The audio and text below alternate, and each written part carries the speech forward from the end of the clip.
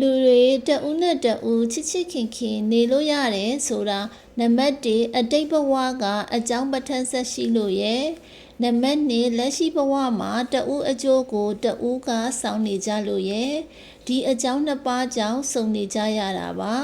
ဒါကိုပဲပဋ္ဌာန်းဆက်ရှိလို့ရေဆက်ရှိလို့ပြောကြတာပါတကယ်တော့ပဋ္ဌာန်းဆက်ကိုရှော့တွက်လို့မရပါဘူးအချိန်မတန်သေးလို့ရေဆက်မစုံဖြစ်ကြသေးပေမဲ့အချိန်တန်ရင်တော့ဘယ်မှာပဲဖြစ်ဖြစ်ဘယ်သူနဲ့ပဲဖြစ်ဖြစ်စုံဖြစ်ကြတာပါပဲအချိန်မတန်သေးလို့ကတော့အိမ်ချင်းကပ်နေတာတောင်သိချင်မှသိကြတာမဟုတ်ဘူးလား